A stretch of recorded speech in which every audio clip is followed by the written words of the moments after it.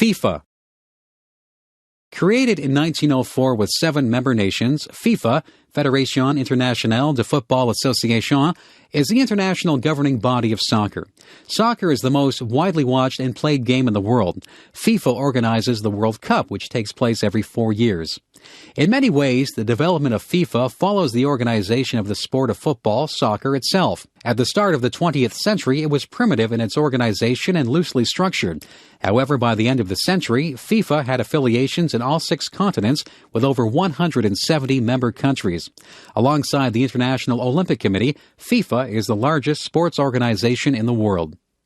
At the time of FIFA's creation, soccer had gained a following in several countries, in large part due to British settlements. It was not until 1863 that the sports of soccer and rugby were formally separated in England.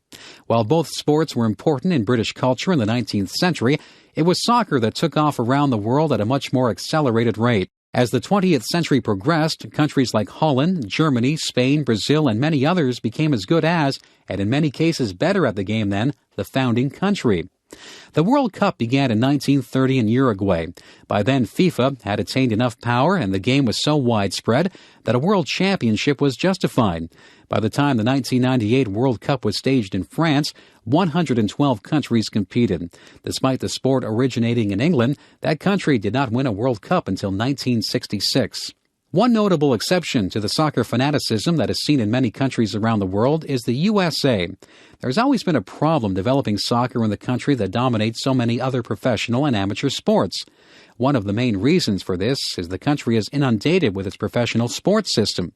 For one reason or another, the USA has opted for sports traditionally played in relatively few countries: American-style football, basketball, and what many consider to be the quintessential American sport, baseball. There's also the problem soccer presents for American television networks.